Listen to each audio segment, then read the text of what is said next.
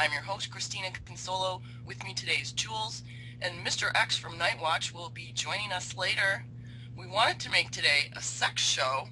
We're going to call it here first on Nuked Radio that sex can be good for rad mitigation. We're going to get to that a little bit later, though, because we got a lot of stuff that we got to go over. The latest stats from Sandy, there's 74 dead in 10 states. 5 million people still without power. Early estimates are saying $6 billion in repair costs just for New York State. Early estimates are also saying possibly $60 billion in total damages from the storm. The signs of devastation are just unbelievable. And Jules, I spoke to a friend of mine in New Jersey last night, and she lives about 10 miles inland from Seaside. That's the place that got hit so hard. She has no power. She's got a generator running to keep water out of her basement. She's running out of gas for the generator. She said the lines are miles long at the gas stations. She doesn't have a backup radio, so she has no access to news. Her cell phone is working, but just barely. She has no idea what's going on around her, and she didn't know about the nuke plants. Because the cell service is so slow, she can't get on the internet that way either. Her husband's out of the country for work, and he can't even fly in because there's thousands of cancellations that have to be caught up on. So I'm going to be calling her daily and giving her news updates. Now, of course, we're going to touch on what's going on with Oyster Creek and the other nuke plants, and the NRC event notification page is showing some problems at other plants that have nothing to do with Sandy. As a little side note, she also told me she recently was on a trip to Morocco.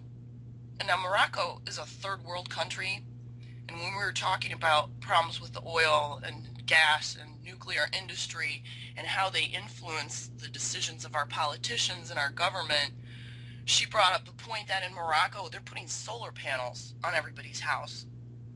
They're building those wind turbines and putting them on all the mountaintops to generate electricity. This is a third world country, but they don't have the kind of political distractions that our politicians have. Their politicians aren't in the pocket of all these energy companies. So I thought that was interesting.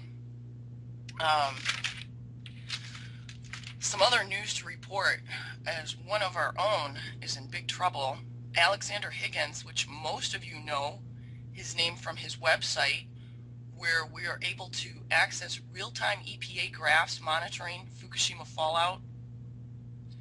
Personally, he's one of my heroes for his coverage. He and Lucas Whitfield Hickson at Informable, as well as Any News, were the only ones covering Fukushima since the beginning. He lives in New Jersey and suffered a devastating loss from the storm. I'm going to read what was posted yesterday about this. We are sorry to report that we have received word that Alexander Higgins, contributor to Activist Post and owner of Alexander Higgins blog, has been devastated by Hurricane Sandy.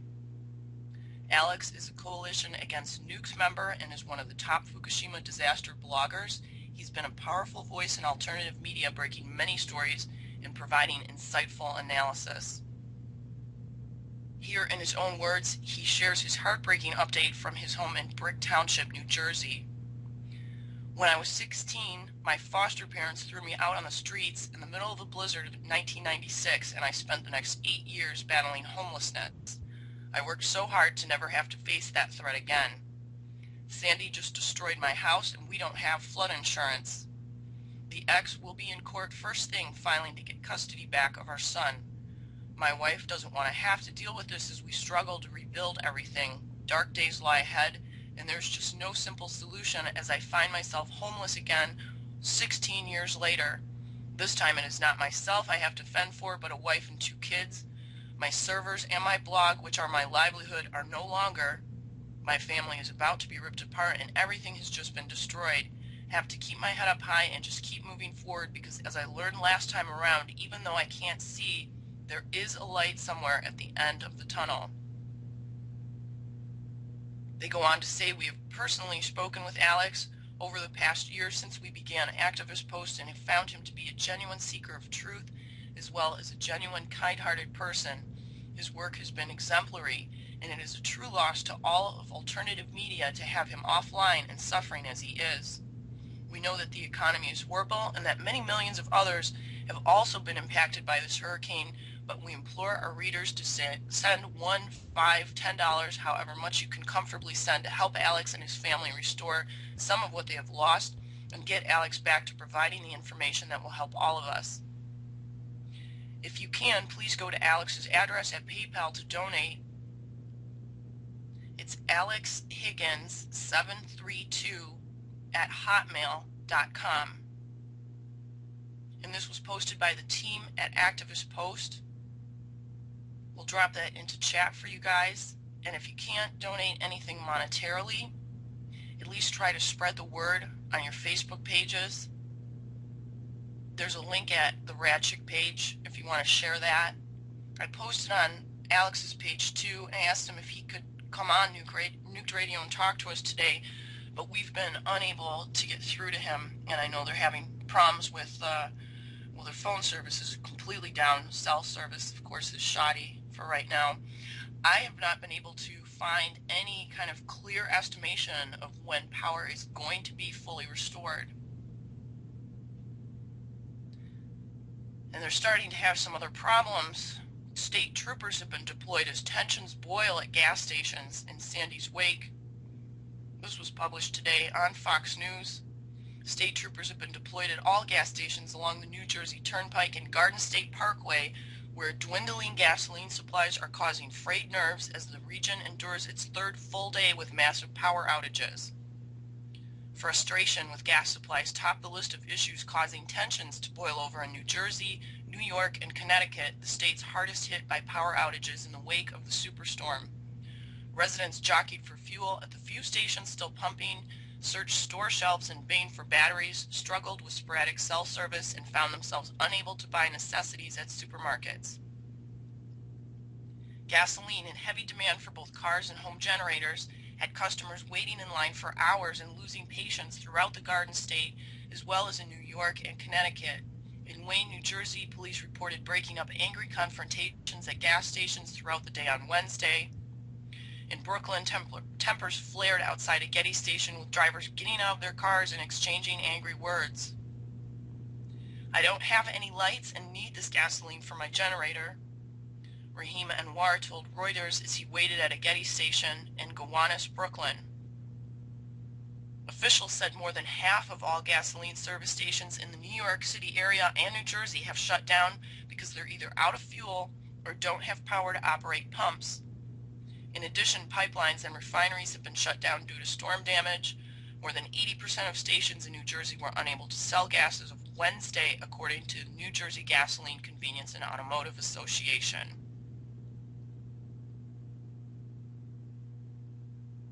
The people that are dealing with the aftermath of this storm are probably going to be dealing with it for a while.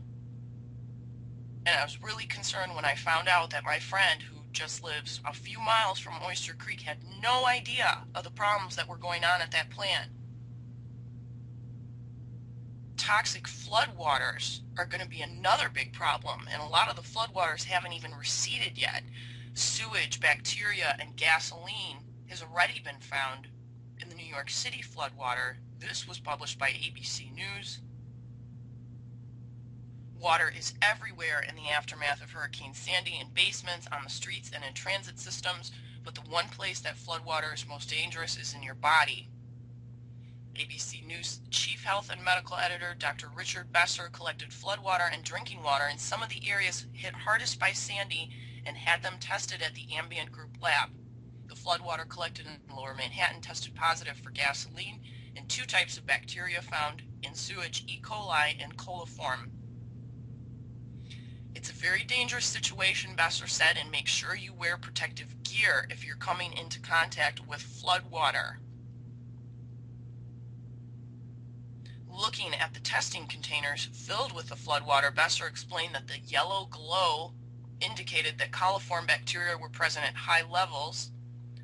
Purple fluorescence tells us that there are sky-high levels of E. coli from sewage contamination.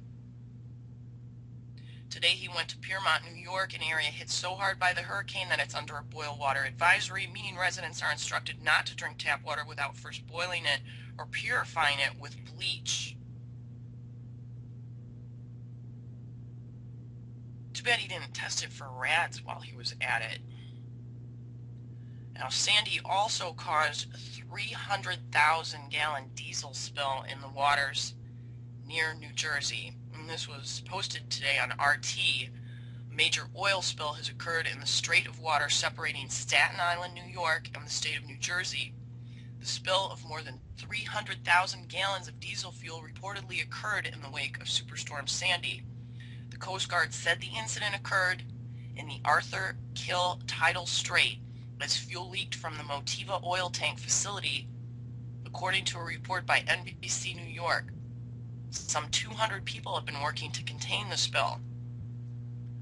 Environmental offices in New Jersey say it's about 336,000 gallons of diesel fuel that spilled so far after a storage tank was lifted and ruptured by a water surge caused by the superstorm Monday night. Oil's already started to wash up on a nearby shore. The New Jersey Department of Environmental Protection commented that the company operating the oil tank facility reported the spill and hired the contractors to clean it up.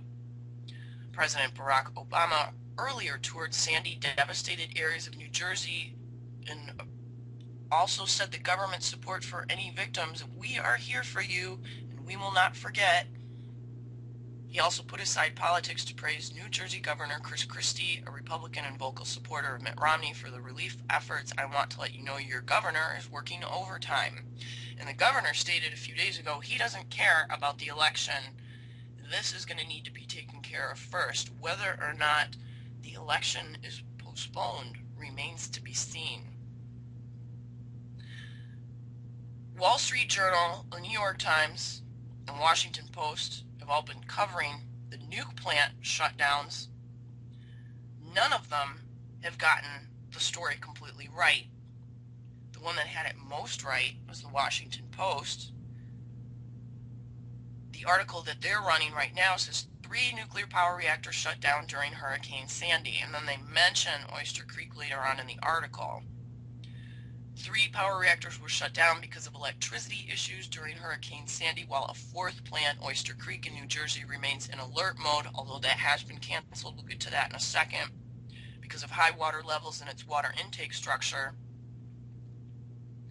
all 3 reactors shut down safely, the NRC said, but the incidents are likely to come under close scrutiny given the series of electrical problems that led to the Fukushima Daiichi nuclear complex disaster in Japan in 2011. As they should.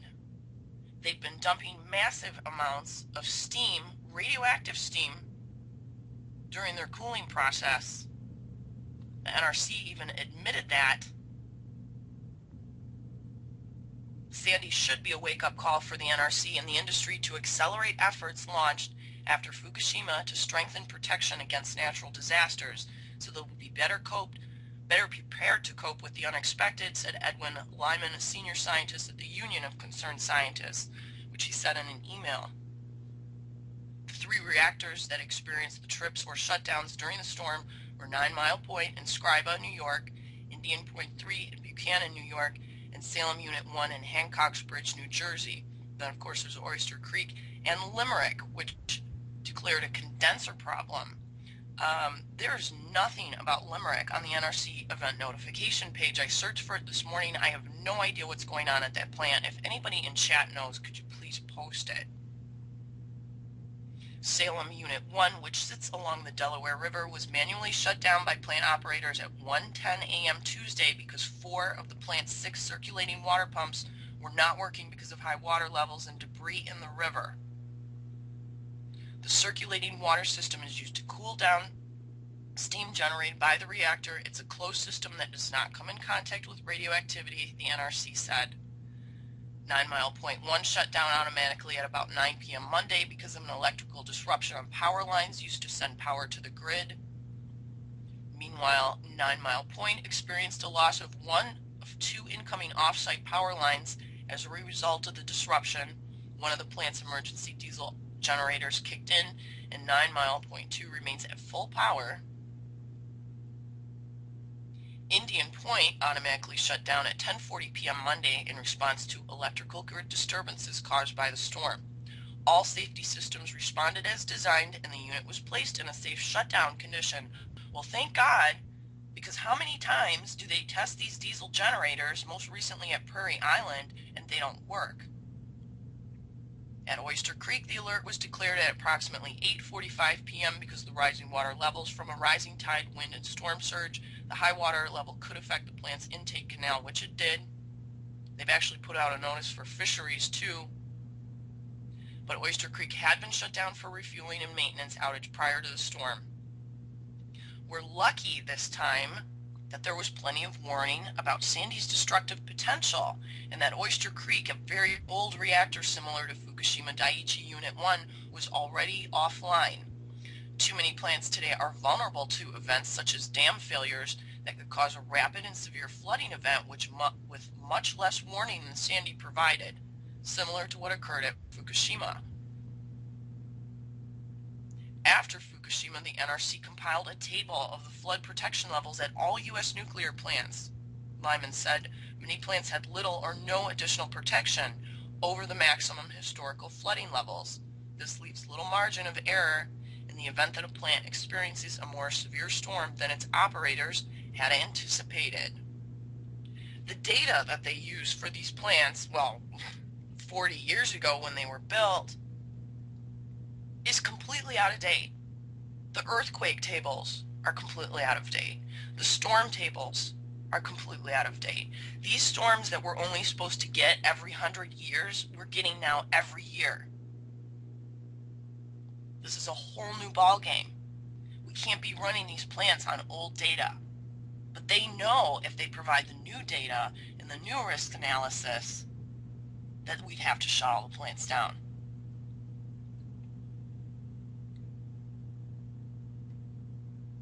Now, another problem.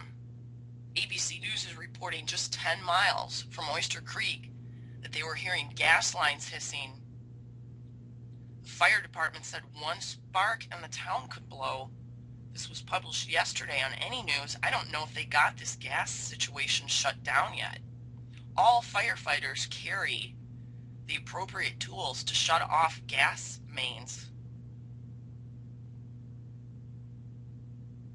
And one of the comments that I saw on Any News I thought was very insightful. This was posted by someone named Mac. Thank goodness for Any News coverage, because the mainstream media is already quickly shutting the door on Hurricane Sandy and nuclear issues. This quote came from the Wall Street Journal. Hurricane Sandy once again demonstrates the robust construction of nuclear energy facilities which are built to withstand extreme flooding and hurricane-force winds that are beyond that historically reported for each area, said Marvin Fertel, president of the Nuclear Energy Institute, an industry lobbying group. There's a link to the article there, and the title of the article is nuclear plants weather hit from Superstorm Sandy. No, they didn't. And this is from the New York Times. Nuclear plants get through the storm with little trouble. I guess if you consider them standing by with fire hoses to cool the spent fuel at Oyster Creek, little trouble. He has a link to the article and he says maybe the headline should have read the nuclear industry can't even keep their warning systems working because a majority of the warning system sirens at Oyster Creek didn't work. I didn't know that, and I have not been able to verify that yet. I didn't even try, actually, because there was so much other stuff to go over. But I went to both of these articles and read them both, and they're really skewed and, you know, like really dumbed down. And when I went to try to comment on the article, it crashed my Internet Explorer 3 times trying to log in with Facebook, because I don't have any problem posting under my name. Hey, that happened to me too, on 3 different machines. Every time I Yeah. tried to get to Facebook, it was completely locking me up. Yeah, and the only comments under these articles are like pro-nuke comments. Or how wonderful the plants made it through the storm. Yeah. But the Wall Street Journal was a big one. Like I could not get through to comment on their website. So I posted it hoping someone else was a member and maybe could do that. I don't know why it crashes Internet Explorer like that though. There was a post that Ray Masalis from Radiation Watch put up yesterday. This is from a forum called Pegasus Research Consortium. Could Hurricane Sandy be New York's Fukushima? This was posted on October 29th. And it's a forum post, so somebody like created this as one huge document with tons of graphs and pictures and showing where the storm surge was, showing where the affected plants are, talking about the history of nuke problems at Indian Point, Susquehanna, 3 Mile Island, Limerick, Oyster Creek, Hope Creek, Salem, Peach Bottom. Whoever posted this did an amazing job. Somebody whose, let's see, their forum name is, because I want to make sure that I give them credit, Thor 4 Wins, did a great job with this. We'll post the link in chat for you guys to check out. It's only been read 252 times, unfortunately. It should be read 252,000 times, if not more. But this person did just a fantastic job of breaking it down. On the NRC event notification page today for November 1st, there's a couple of oldies posted here. Diablo Canyon, who had a notification date of 10/10/2012, they realized they had unanalyzed fire protection deficiencies, but it didn't get, this is from an event on 10/3, and it didn't get posted until today. New York State Department of Health is missing some radioactive gauges. Let's see what else here. They have the Oyster Creek Scram Alert with updates, the notice of the unusual event, originally on 10/29. Emergency notification for actual loss of off-site power on 10/30. Termination of alert happened at 3:57 Eastern Standard Time on 10/31. Oyster Creek Station has terminated the alert that was declared on 10/29 due to intake structure high water level greater than 6 feet. Intake water level has returned to normal and is now below the unusual event threshold of 4.5 feet. The licensee informed state and local agencies and the NRC resident inspector.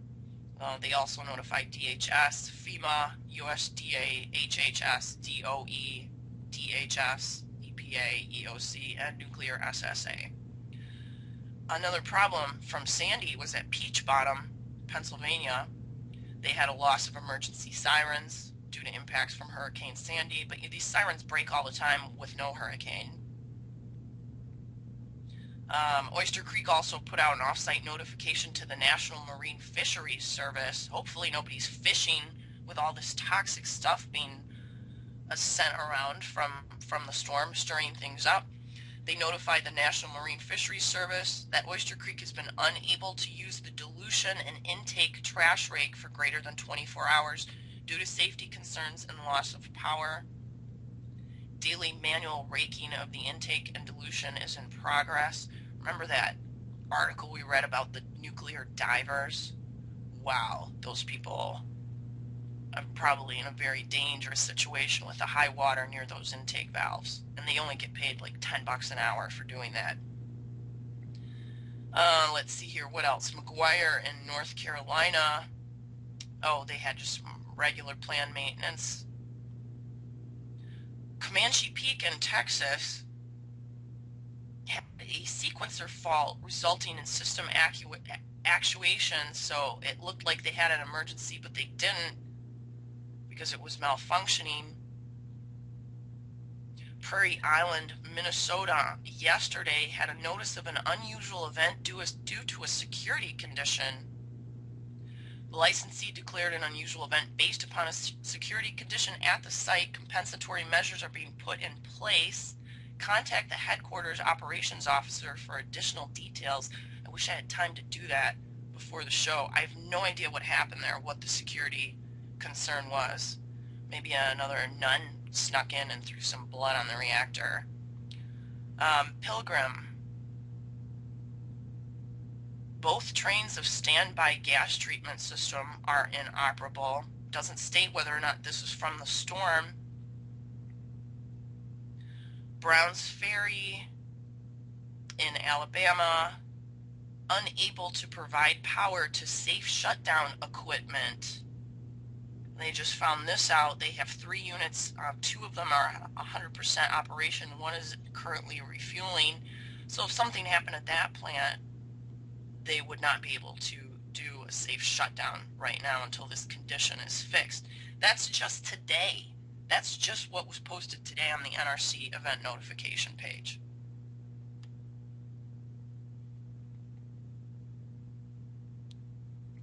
Now, we had talked about crustal shifting and displacement and possibility of that happening along the New Madrid Fault, and the other day there was a train derailment that was carrying hazardous material near Louisville, Kentucky. I believe that happened like 4 days ago, but yesterday there was a fire there that seriously injured some of the cleanup workers, and there was a shelter in situation that was in place for the surrounding 1.5 miles of the site due to the hazardous materials contained in this. Louisville, Kentucky, this is reported by WHAS 11. A flash fire broke out Thursday during recovery operations from a massive train derailment that happened on Monday. An evacuation has been ordered for anyone who lives. I'm sorry, it's not shelter anymore. They're evacuating for anyone who lives within 1.2 miles of the fire. This includes the city of West Point, Kentucky, and Highway 44 is outside of the evacuation area. We are told 5 people have been injured, 2 people have refused treatment, 3 are seriously injured, 1 is in critical condition, 1 is in very critical, and 1 is in serious. The injured workers suffered 2nd and 3rd degree burns. Another article, it said they were burned over 90% of their body. This happened when they were trying to break apart some of the materials with a blowtorch, and it ignited some of the hazardous gases that were in one of these trucks. There's now a 5-mile shelter-in-place warning radius that has been issued around the scene. A code red alert has been issued to people in a 5-mile radius of the fire. That means they've been asked to stay inside their homes or businesses, close windows, and bring pets inside. There's a map at this link, who needs to shelter in place and who needs to evacuate. West Point Mayor William Ash said they won't physically force people to leave, but they have documented those who didn't. Some residents say they were told it could be several days before they are allowed back home. Police said residents would not be able to return home until at least 10 a.m. Thursday, when the next news conference is expected. A firefighter told WHAS there were some workers who were using cutting torches and the arc flashed, causing a spark. Workers were repairing the tracks damaged by the derailment as a scheduled plan to be able to get the damaged cars out. The Ohio River had been closed near that area to traffic, and they have air monitors that have been deployed for any kind of hazmat materials in the air. So please take that seriously. More information can be found at WHAS11.com. And we've had some news on the sinkhole as well that we wanted to go over. At first, they had reported 2 nights ago, I believe, that about 1,200 square feet of land fell in to the sinkhole. Now that's been revised up to 30,000 square feet. It's almost 20 times bigger than the original estimate. It is a concern. This was published by The Advocate, authors David Mitchell. Assumption Parish in Texas brine officials issued estimates Wednesday that disagree on how much land a 5.5-acre sinkhole swallowed during the slurry hole's eastern bank collapse on Tuesday. Parish officials offered an estimate Wednesday nearly 19 times the size of their initial estimate. John Boudreau, director of the Parish Office of Homeland Security and Emergency Preparedness, said measurements calculated on Wednesday comparing current and prior maps showed the area of collapse extends 300 feet along the sinkhole's bank and 75 to 100 feet inland on the eastern rim. I haven't been able to look at the diagrams of the site, but I know someone who has been covering this extensively on YouTube. His name is Idaho Picker. Please check out his channel. And let me just refresh any news and make sure nothing else has come in since we've gone on air. There's a couple stories, very conflicting stories. Japan's prince's son has said no one's died and no one's got injured from Fukushima and no one cares about the radiation. While the mayor of Fukushima is saying an unforgivable murders act, reality is the disaster has not been contained. We consider this as a man-made disaster. There are some people who speak as the accident has been contained, but the reality is the contrary. Although we had unwanted exposure to the radiation, we never heard any apologies from anyone. The feeling I have will never be cleared, and this is an unforgivable murders act.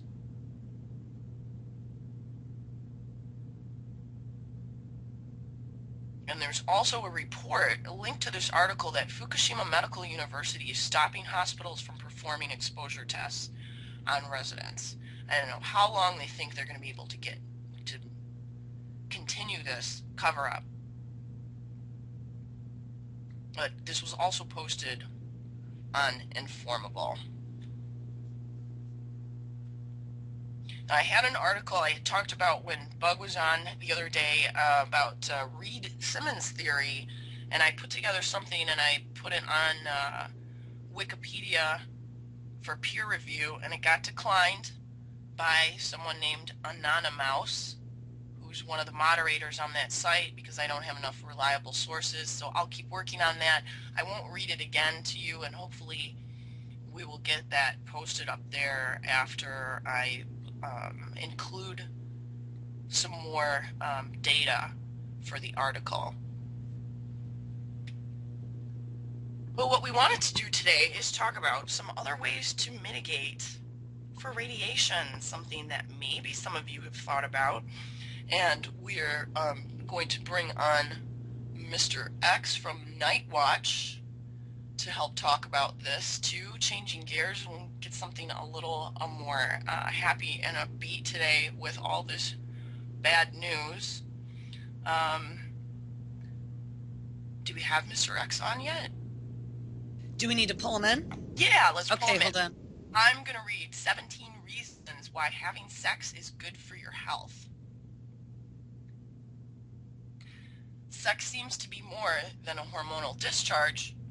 In some short moments of pure pleasure, scientists show that sex is extremely beneficial for our health, while the lack of an active sex life might have negative effects. But too much sex can also be harmful. More than 3 times a week, it can weaken the immune system, making us vulnerable to infections.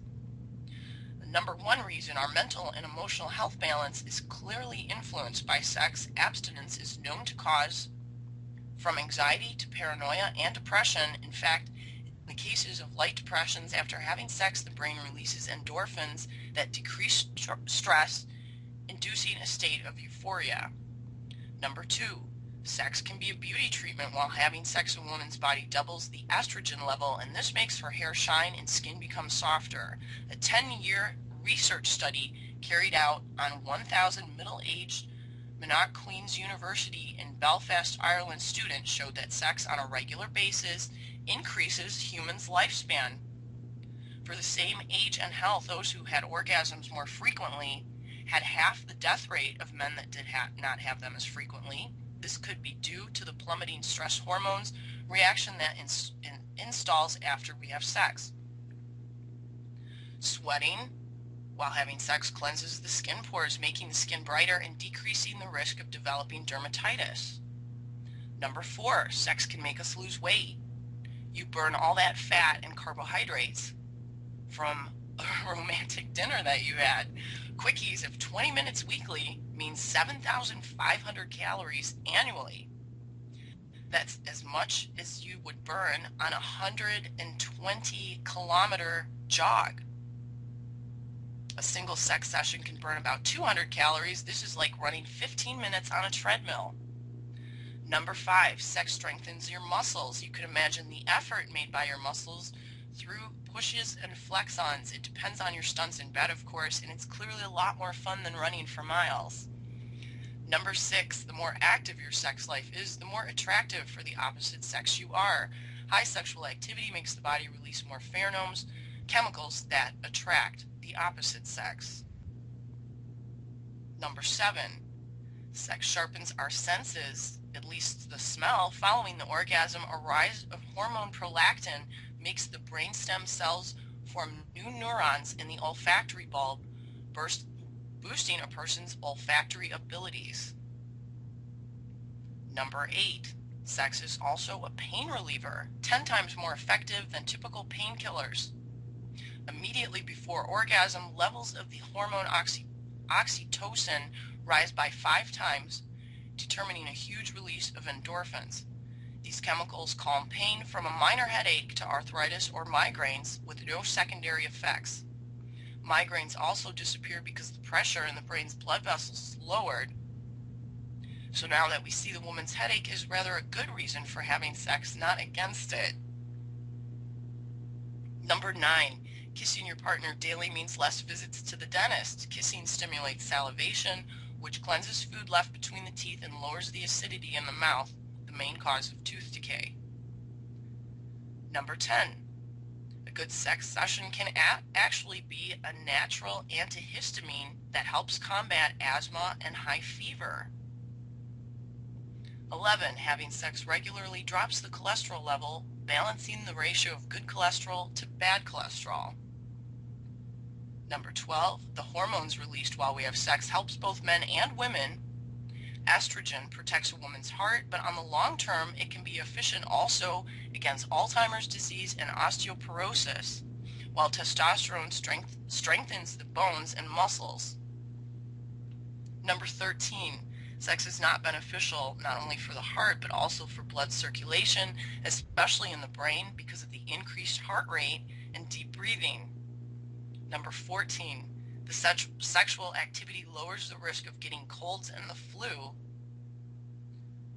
1 to 2 intercourses weekly mean 30% higher levels of the antibody immunoglobulin A that spurs the immune system. 15, sex leads to a better control of the bladder by strengthening the pelvic muscles. 16, after orgasm, especially in the evening, we become sleepy. This is the effect of some good sex. It increases sleep quality.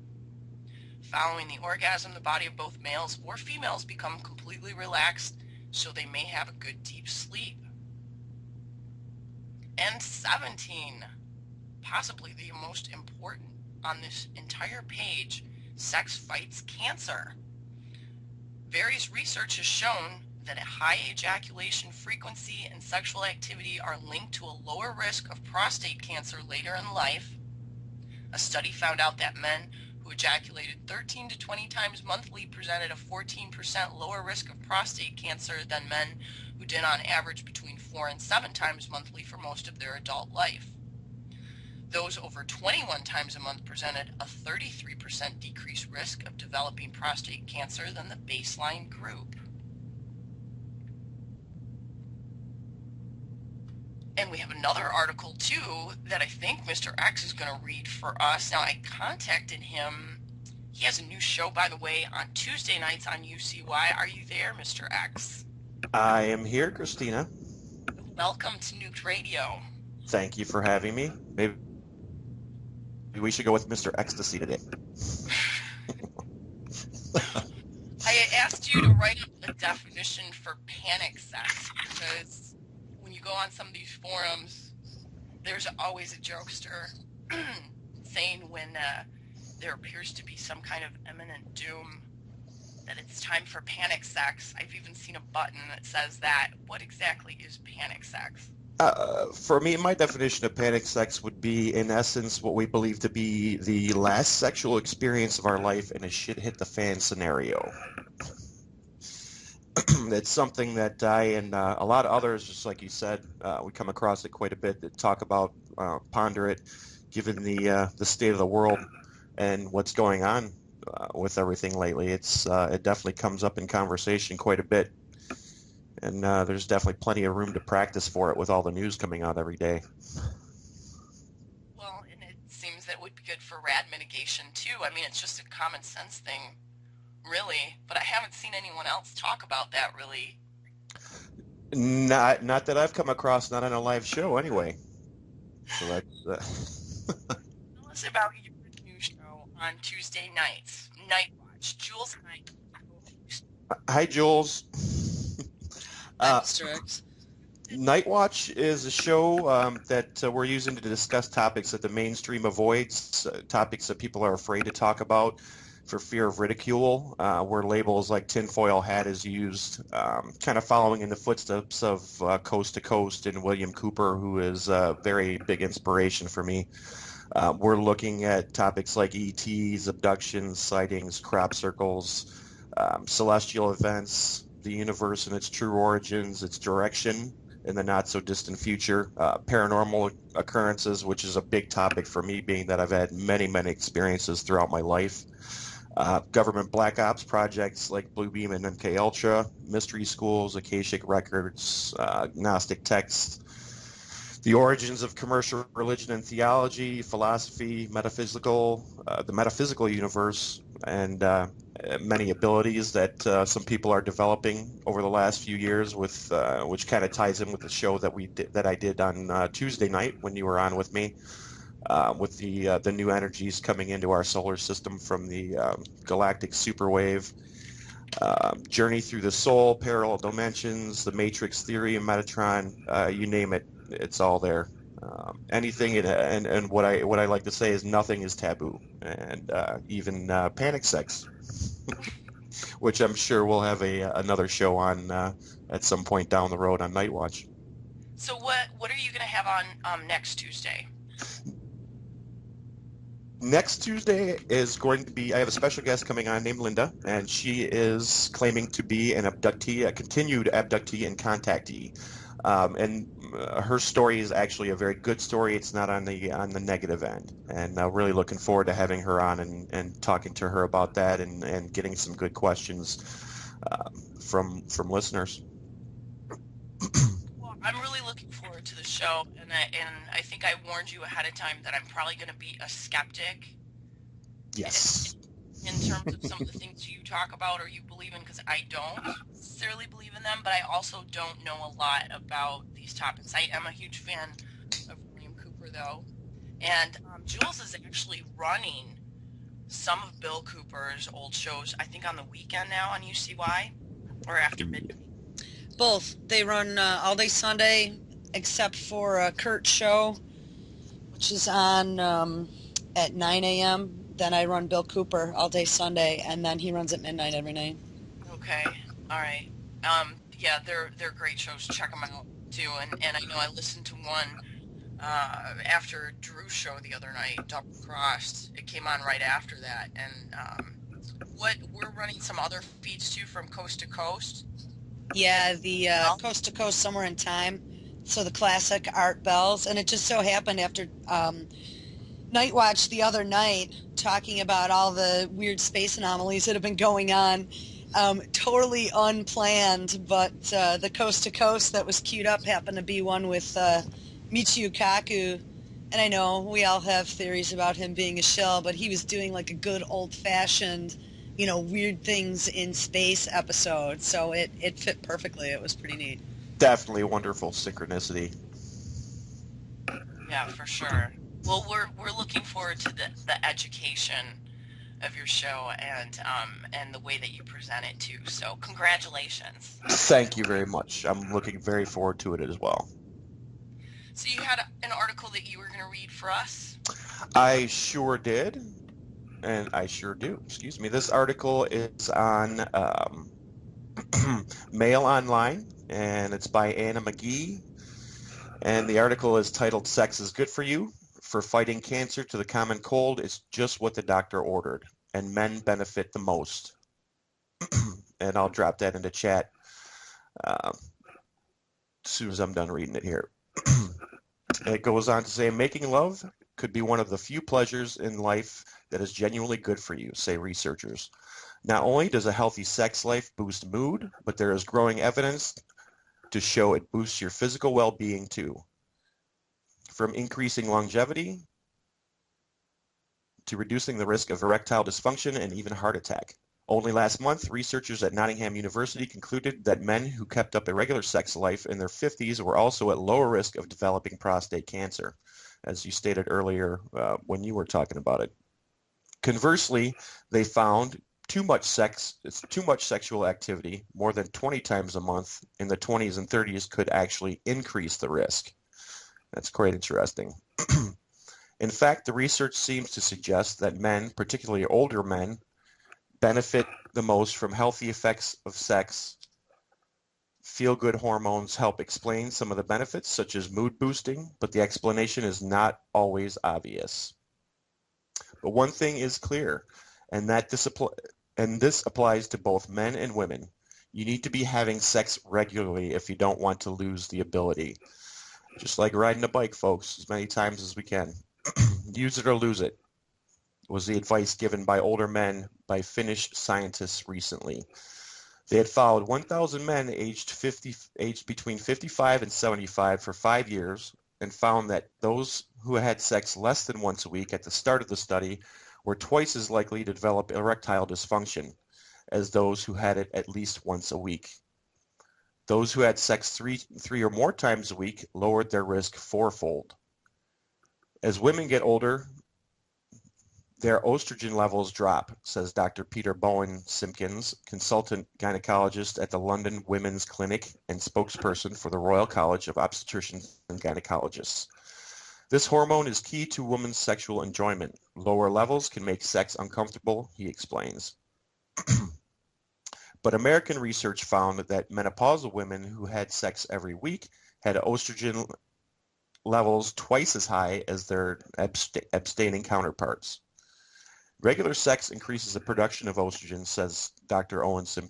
Bowen-Simpkins, as long as the other symptoms such as dryness are not a problem or have been treated. Having more sex can decrease the risk of vaginal atrophy, which can occur with age, he says. So, what else can a regular love life do for your health?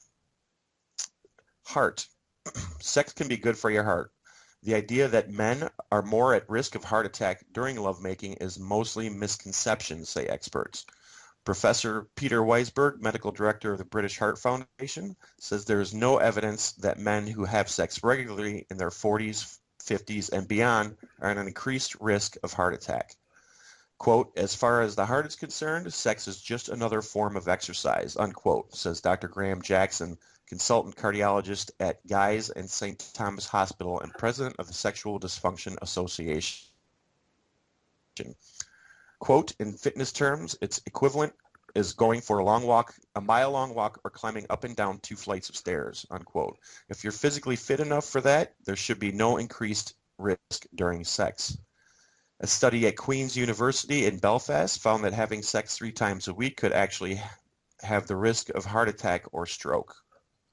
However, if you are over 50, overweight, and unfit, there is a risk to your heart, just as there would be if you suddenly and vigorously took up any form of exercise.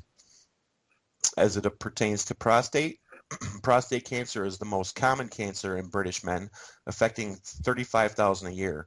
Previous research suggested that greater sexual activity was linked to a higher risk of prostate cancer, but findings from Nottingham University, published in the British Journal of Urology International, suggest the opposite is true, that increased activity is protective for older men. This backs up the findings of a major study 5 years ago by the National Cancer Institute, published in the Journal of American Medical Association. Previous studies have suggested that the reduced risk is due to the release of toxins from the prostate gland. We can't say for certain that having regular sex can protect older men from prostate cancer, because such studies don't prove the mechanism through which risk is reduced, says Jeffrey Hackett, consultant urologist at Good Hope Hospital, Suffolk Coldfield, and former chairman of the British Society for Sexual Medicine. Quote, but many men who maintain a regular sex life are also likely to maintain a healthy lifestyle in terms of regular exercise and better diet. That's likely playing a bigger part in their prostate cancer risk reduction, unquote. As it pertains to bones, testosterone levels have been found to increase during and after sex, says GP Dr. Sarah Brewer. This may provide some protection against male osteoporosis. Sexual activity can also protect you against the other unwanted changes. Some scientists have linked low levels of sexual activity to structural changes in the penis or testicles, which appear to reduce them in size. Quote, we know that men who don't have regular ejaculations or sexual intercourse have lower levels of testosterone, said Professor Peter Boulot, consultant endocrinologist at University College London and the Royal Free Hospital. And if your testosterone levels fall and you don't get erections, there is some evidence that the penile tissues can lose some of their elasticity, which in turn could make them appear smaller. Not a good sign. As it opposes a mood, the evidence suggests that the feel-good effect of making love could be more about chemicals than sexual ability. During lovemaking and orgasm, a cocktail of endorphins, the body's natural mood-lifting opiates, neurotransmitters, and hormones are released, says Professor Nadir Farid, consultant endocrinologist and founder of the London Endocrine Clinic. Quote, oxytocin in particular is a hormone released during and after sex that has been shown to make people more generous towards their partners and can also help induce calm and sleep, end quote, he adds. Oxytocin is called the cuddling hormone because it's released after just 20 minutes of hugging. Women produce 4 times as much as men, for whom production is inhibited by the prevalence of the hormone testosterone, which drives libido. Another key neurotransmitter is serotonin, says Professor Farid. Quote, serotonin is the body's key antidepressant chemical, one of the major reasons people smile and feel happy and relaxed after sex, end quote. Sexually active women in long-term relationships were less likely to be depressed than women who went without sex, according to a study of nearly 300 women by American psychologist Gordon Gallup and published in the Archives of Sexual Behavior. Gallup speculated that semen contains several hormones which may have a mood-boosting effect when they are absorbed through the vaginal wall into the bloodstream. Immunity. Having more sex might increase immunity from colds and flu. Having sex once or twice a week has been linked with higher levels of immunoglobulin A, or IgA, a substance found in saliva and the nasal lining thought to help our immune systems fight colds and flu. In one study, scientists asked 11 volunteers how often they had had sex over the previous month, then measured the levels of their IgA in their saliva. Those who had sex once a week or less had a slight increase compared with those who abstained, but those who made love more often had 30% higher levels. Professor Ron Eccles, Director of Common Cold Center and Healthcare Clinical Trials at Cardiff School of Biosciences, is not convinced, though, that sex itself is the key. It's known that stress and anxiety can also make IgA levels go down. So according to Professor Eccles, any connection between sex and colds may be related to other factors. Longevity. One of the largest studies on longevity in sex, conducted on Welshmen, found that those who had sex less than once a month had double the risk of dying prematurely than those who had sex twice a week. Quote, sexual activity seems to have protective effects on men's health, end quote, says GP Dr. Sarah Brewer. This may be linked with the effects of the master sex hormone DHEA, or dihydroepiandrosterone. I tried to get that down when I read the article earlier, but I'm still not able to pronounce it, which is made in the adrenal glands and functions as a building block of other hormones such as estrogen, testosterone, and progesterone. DHE levels rise just before orgasm and ejaculation to 3 times higher than normal, and some claim this is how regular sex can prolong your life. Fertility. For people trying to conceive, one of the biggest myths associated with fertility is that refraining from ejaculation boosts sperm mobility, the rate at which individual sperm can move forwards to penetrate an egg for fertilization, says gynecologist Dr. Gillian Lockwood, a medical director of Midlands Fertility Services. Quote, when sperm is hanging around in the epididymis, the long coiled tube in the back of the testes where sperm is stored, it dies off rapidly, end quote. Quote, unless a man has a low sperm count, the more often he has sex, then the better the quality of his sperm, end quote. Preliminary results of a small study 2 years ago by Australian researchers found that in men whose sperm showed significant DNA damage, daily ejaculation reduced this damage by 12%. Quote, when it comes to sex for fertility, having sex little and often, at least every other night, is far better than lots of it on infrequent occasions. And that's it. Thank you for reading that. You're very welcome. It was my pleasure. There is also a page that I found on Wikipedia yesterday, and I was really surprised to see this, for radiation mitigation. And the information on that page was adapted from an article written by Barbara Peterson called Feel Like a Radiated Sitting Duck, Things That You Can Do to Mitigate the Problem. And it explains what happened at Fukushima, how ionizing radiation breaks molecules at a cellular level, causing unpredictable chemical reactions. It says, think of vibrations breaking glass. That's what happens at a cellular level in your body from ionizing radiation. It's insidious, and these large subatomic particles will travel until they're stopped. Your skin will stop some of them, but once they are inhaled or ingested or enter your body through a cut, they're grotesque potent. Force cuts through your body like a knife through butter in the cells, blood, and other organs, impacting other organs and leaving behind hideous, shocking damage. A single alpha particle from plutonium, uranium, americium, or radon can deliver a huge blast of radiation inside your body. This radiation energy can destroy your genetic material at a cellular level. Some people are more susceptible than others, those who are already sick, those who have weak immune systems, the elderly, children, babies, and the unborn.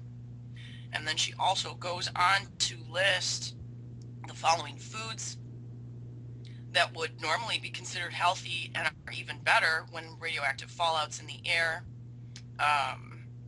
Broccoli, cauliflower, kale, pears, peanuts, sweet potatoes, radishes, soy, anything.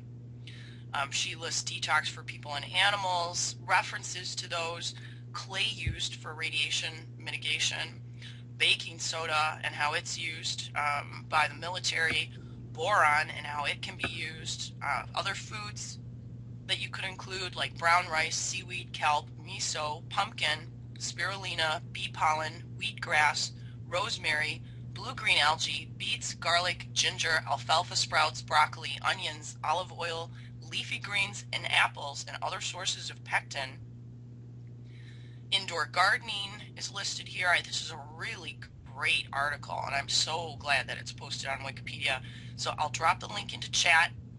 check it out, share this around. We'll upload all the shows from the last 2 weeks. I just got my computer back, and I also want to post again if there's any way that you can help out Alexander Higgins in the wake of all of his losses. We really need to get this guy back online. His PayPal to donate is alexhiggins732@hotmail.com. We'll be back next Tuesday. Stay safe, everyone.